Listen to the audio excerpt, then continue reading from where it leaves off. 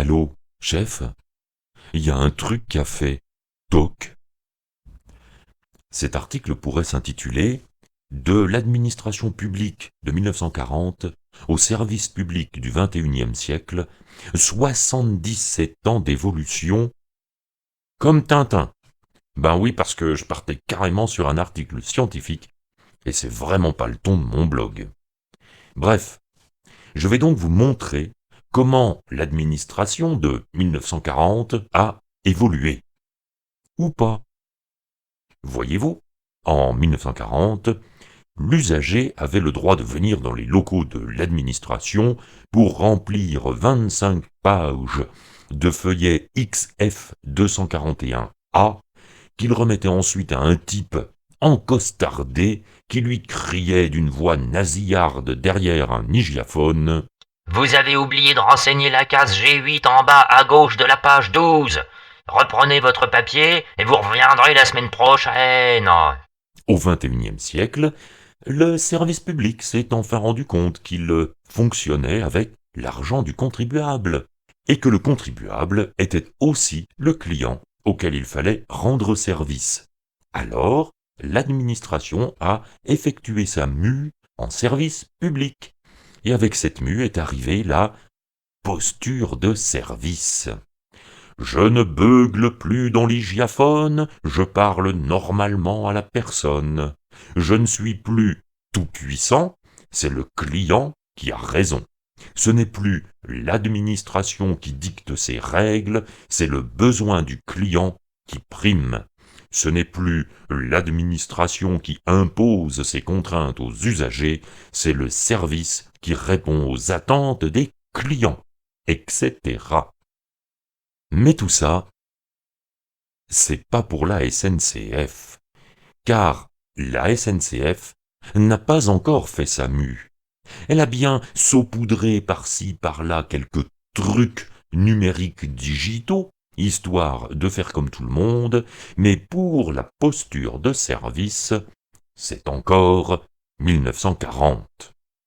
J'illustre mon propos, car il faut toujours apporter des faits concrets pour argumenter ce qui pourrait s'apparenter à un jugement de valeur. Nous sommes lundi 20 novembre 2017. Il est aux environs de 18 heures. J'arrive à la gare Haussmann-Saint-Lazare. Le RER E, en direction de Tournant-en-Brie, partira dans 12 minutes. J'ai donc le temps devant moi pour rejoindre le quai 32. Je ne me presse pas. En bas de l'escalator, je regarde vers le quai 32. Le train est là, bondé, les portes grandes ouvertes. Un œil à l'écran d'information, destination Tournant-en-Brie, et le célèbre départ imminent qui clignote.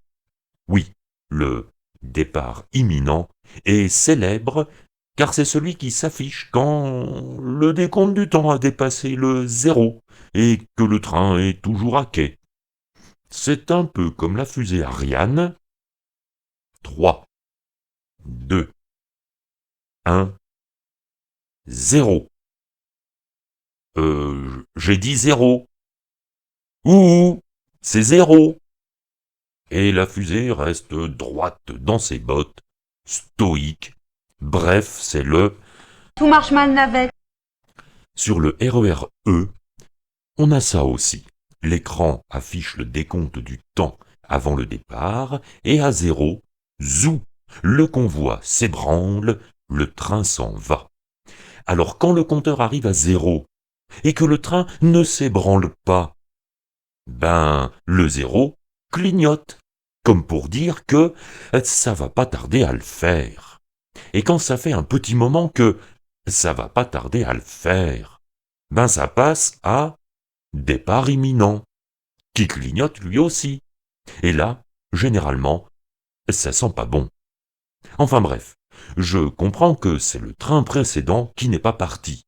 Pour moi, c'est pas plus mal, car je vais prendre celui-ci qui me fera gagner 10 bonnes minutes sous réserve qu'il s'ébranle rapidement.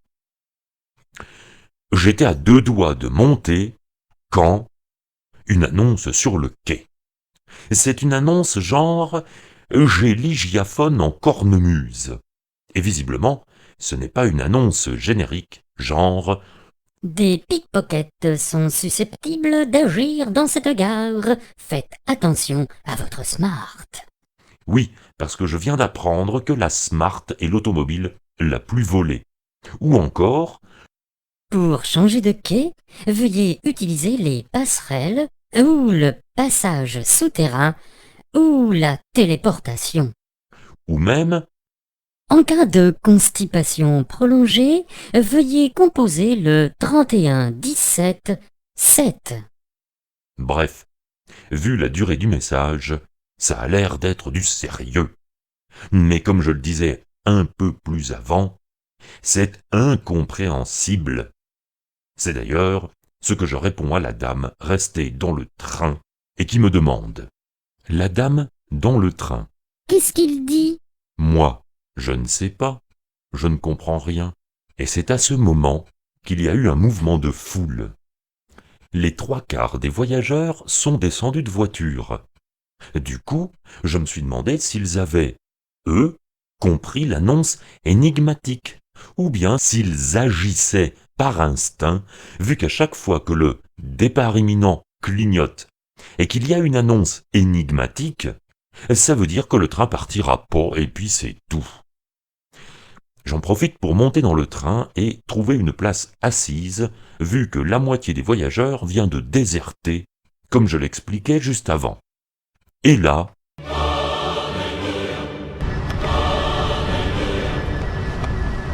le gong retentit et le train s'ébranle. Tournant en brie, nous voilà! Je regarde par la fenêtre, le regard médusé des voyageurs descendus 3 secondes plus tôt. La SNCF aurait voulu vider le train, qu'elle ne s'y serait pas prise autrement. Bref, notre train roule vers Magenta, à très petite vitesse pour bien faire la nique aux voyageurs restés à quai. Magenta. Jusqu'ici, tout va bien. Tout d'abord, l'annonce. Ce train est à destination de Tournant-en-Brie. Il desservira les gares de Val de Fontenay, puis toutes les gares de Villiers-sur-Marne à Tournant. Oui, il y a un saut de tonalité pour l'annonce de Rosa Parks, car la gare est nouvelle. Donc, plutôt que de refaire les enregistrements, Marcel a coupé les bandes son, il a ajouté la voix de Monique, c'est sa belle-sœur, qui dit Rosa Parks, un samedi soir, à la guinguette du Bois Fleuri, après la soirée Beaujolais-Nouveau-Riette, et il a recollé le tout avec du vieux scotch transparent. Alors forcément, quand ça passe dans le manche-disque de la gare, ça s'entend un peu. Après l'annonce, le jingle pour annoncer la fermeture des écoutilles, et le train s'ébranle, puis avance dans le tunnel. Rosa Parks, jusqu'ici, tout va bien. L'annonce, mais pas le fameux Rosa Parks. de Tata Monique, vu qu'on y est, à Rosa Parks. Le jingle et le train qui s'ébranle, et c'est là, environ 3 secondes après le départ, que l'on a fait un retour vers le futur, genre 1940. La compagnie des chemins de fer de l'État fait rouler des trains. Vous sentez la posture? Ce n'est pas le service public transporte des voyageurs, c'est la compagnie fait rouler des trains. En clair, l'objectif n'est pas de répondre aux besoins de déplacement des voyageurs. Non, l'objectif c'est de faire rouler des locomotives et des wagons. Donc, 3 secondes après le départ de Rosa Parks, les micros crépitent, grésillent, crachent du gros son dans les wagons. C'est une annonce du monsieur qui est au volant et qui nous dit substance ceci. On vient de m'informer que le trafic est interrompu sur la ligne 4. Notre train sera donc terminus Noisy-le-Sec. Bon, alors, Comment dire? Déjà, il faut savoir que la ligne 4, c'est justement la nôtre. Parce que sinon, on s'en tape. Nous, on est sur la ligne E. Hein? Dites, la SNCF, comment je peux savoir que la ligne 4, c'est la mienne? Hein? Ça serait pas du jargon interne à la SNCF, ça? Puis vous pourriez pas utiliser le même que nous, hein? Genre, parler de la ligne E quand on est sur la ligne E. Mais en plus, Noisy-le-Sec, normalement, on s'y arrête pas. Alors si vous n'êtes pas de la région parisienne, ce qui est tout à fait possible, je vous explique. Noisy-le-Sec, c'est un peu comme Saint-Cyr-les-Colons. Vous voyez où c'est, Saint-Cyr-les-Colons? Non, rassurez-vous, c'est normal. Saint-Cyr-les-Colons, c'est techniquement sur la ligne SNCF Paris-Lyon, mais jamais un train ne marque l'arrêt à Saint-Cyr-les-Colons. Parce que il n'y a rien à Saint-Cyr-les-Colons. C'est comme si vous aviez pris des billets pour Montpellier pour aller voir Tata Monique et que le chauffeur vous annonce que finalement, il va s'arrêter à Mourchoncourt sur la Deule. Hein? Quand même! Mais surtout, que le monsieur vous annonce ça juste après avoir refermé les portes et commencé à rouler. En clair, il vous annonce quand vous êtes prisonnier du train et que vous ne pouvez plus descendre. Oui, parce que si le monsieur nous avait annoncé à Rosa Parks qu'il y avait un problème et que le train allait s'arrêter à Noisy-le-Sec, on aurait pu descendre à Rosa Parks et trouver une autre solution de transport. Parce qu'à Rosa Parks, il y a le tram T3, les bus, les taxis, les Vélib, les Autolib, etc. Bref, à Rosa Parks, on a d'autres solutions pour avancer. À Noisy-le-Sec, que dalle! C'est le trou du cul de l'Est parisien, ravitaillé par les corbeaux une fois par mois et encore. Les corbeaux, ils volent sur le dos pour ne pas voir la misère et surtout mon RER qui s'est arrêté alors que c'était pas prévu. Vous comprenez mieux maintenant la posture? La SNCF ne se donne pas pour objectif de me rendre service en me transportant. Elle se donne pour objectif de faire rouler mon RER E. Et ce n'est pas la même chose. Si elle avait une posture de service, elle m'aurait annoncé à Rosa Parks qu'il y a un souci et que j'ai intérêt à descendre là et prendre une correspondance. Non, elle atteint son objectif de faire rouler le train. Il est reparti et il roule jusqu'à Noisy-le-Sec. Mais l'aventure n'est pas terminée. Arrivé à Noisy-le-Sec à 18h30, c'est là que tout a basculé.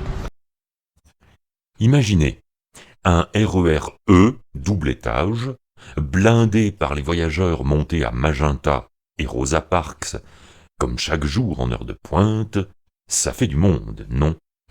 Vous voyez la grande braderie de Lille, le samedi à 15h? Ça fait du monde, non? Genre, on est tellement collés les uns aux autres que plus personne n'avance. Bref, sur le quai de la gare de Noisy-le-Sec, le 20 novembre 2017 à 18h30, c'était une foule compacte, à perte de vue, ou plutôt à faire saliver Mélenchon et Martinez réunis qui aimeraient bien que leurs manifs soient aussi denses parce que leurs manifs, elles sont toutes pourries. Bref, on était toutes et tous sur le quai à se regarder, à se demander ce qu'il fallait faire. Mais surtout, tout le monde regardait les haut-parleurs. Oui, c'est dingue comme on est con dans ces moments-là. On n'a pas besoin de regarder un haut-parleur pour l'entendre. Et on regardait, et on attendait, et rien. Pas un message, pas un bruit, pas une annonce. Rien.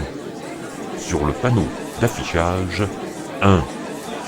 Villiers-sur-Marne à l'approche, voie F. Clignote. J'entends une voix qui me demande. La voix. Il y a un Villiers qui arrive, voie F. C'est où, la voie F? Moi. C'est justement celle-ci. Je montre la voie où est stationné notre train. La voie.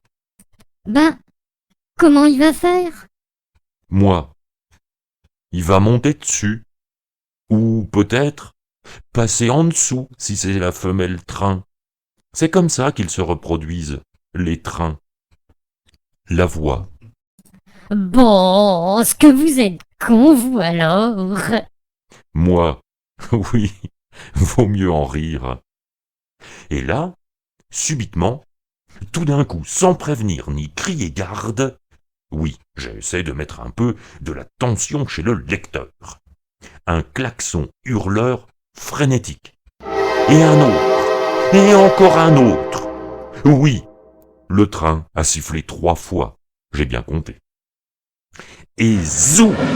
Un direct est passé tout berzingue le long de l'autre côté du quai. Oui, rappelez-vous, la SNCF fait rouler des trains.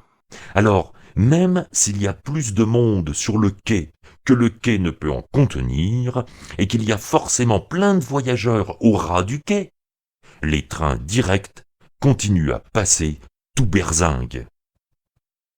Et toujours pas d'annonce. Ah si, ça y est. Mais ça vient de notre train, pas des haut-parleurs du quai. Ce train ne prend pas de voyageurs, il est à destination des garages. Je récapépète depuis le Bédu. Ce train ne prend pas... Ben oui, nounouille, tu nous l'as déjà dit. C'est pour ça qu'on est tous descendus s'agglutiner sur ce quai trop petit. Banane. Les lumières dans le train s'éteignent pour bien faire comprendre que c'est maintenant le train fantôme et qu'il ne faut plus rien espérer de lui.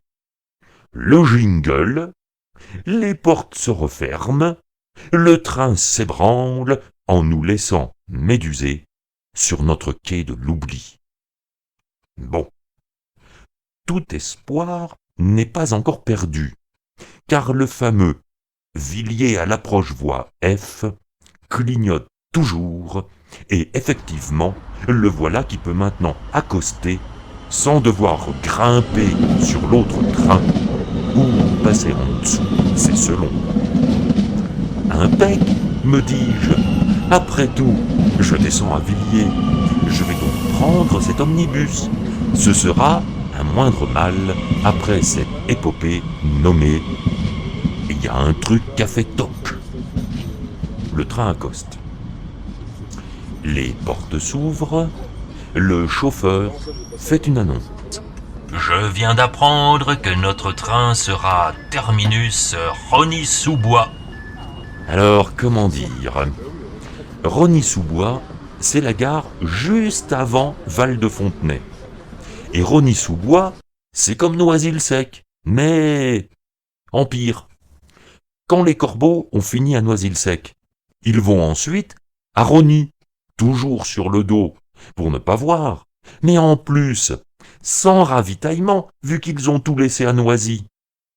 Ah oui, Val-de-Fontenay, c'est une grosse gare, avec plein de correspondances, RER A, bus et tout le toutim.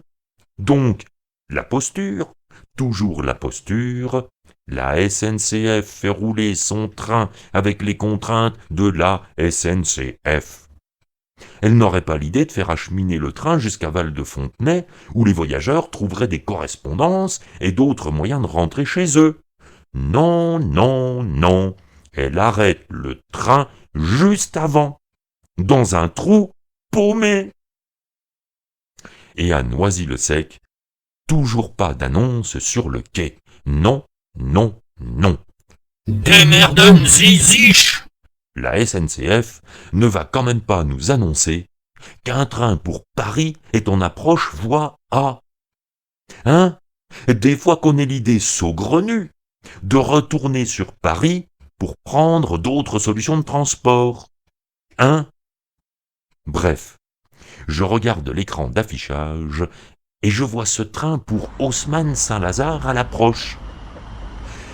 Comme une bonne partie des voyageurs est finalement monté dans le Villiers qui terminera sa course à Rosny-sous-Bois, le quai est moins bondé. Je peux enfin bouger. Visiblement, je suis un des rares à envisager cette solution, car tout le monde reste hébété sur le quai avec le secret espoir que la circulation va reprendre rapidement. Moi, avec mon expérience maintenant décennale du RER-E, j'applique le principe de précaution. Un train vaut mieux que deux, tu l'auras. Après avoir emprunté la passerelle souterrain, me voilà sur le quai A. Je monte dans le train et reviens sur Paris. Bref, j'ai pris un tram T3B, puis un métro ligne 9, puis un RER A, puis un bus 306, et 2h30 plus tard, j'étais chez moi. Je pense que maintenant, vous percevez mieux la notion de posture de service. Et pour illustrer un autre cas, voici une autre mésaventure sur une autre ligne. C'était le 18 octobre dernier. J'allais à Nanterre pour assurer une intervention à l'université. J'ai donc pris la ligne L de Haussmann-Saint-Lazare à Nanterre-Université. Eh bien, figurez-vous qu'arrivé à Bécon-les-Bruyères, oui, ça ne s'invente pas. Bécon-les-Bruyères, disais-je, le train s'est arrêté et le chauffeur nous a demandé de descendre. Mesdames et messieurs, je viens d'apprendre que notre train serait terminus à Bécon-les-Bruyères pour motif de régulation. Vous êtes donc invités à descendre de ce train. En clair, tu descends sur le quai, sans aucune autre information, et tant pis pour toi. La SNCF doit faire rouler des trains. Elle n'a quand même pas vocation à transporter des voyageurs. Ça se saurait. Et les contraintes de la SNCF sont prioritaires sur celles des voyageurs. Tu dois impérativement être à Nanterre à 9h, parce qu'il y a tout un tas d'étudiants qui t'attendent, et moins important que de stopper un train à Bécon-les-Bruyères. Bon, bref, pour terminer ce poignant suspense de cette épopée nommée « Il y a un truc qui a fait toc », en arrivant chez moi, j'avais un mail d'alerte de la SNCF qui disait qu'un train avait percuté un sanglier à Émerinville. « Allô, chef, il y a un truc qui a fait toc » et que la circulation serait interrompue jusque 21h30 environ. Alors j'ai pensé aux zombies restés sur le quai en attendant un hypothétique train, ou même seulement un petit message sonore de la SNCF, parce que 3 heures sur le quai de l'oubli, le 20 novembre, à la nuit tombée, ça donne envie.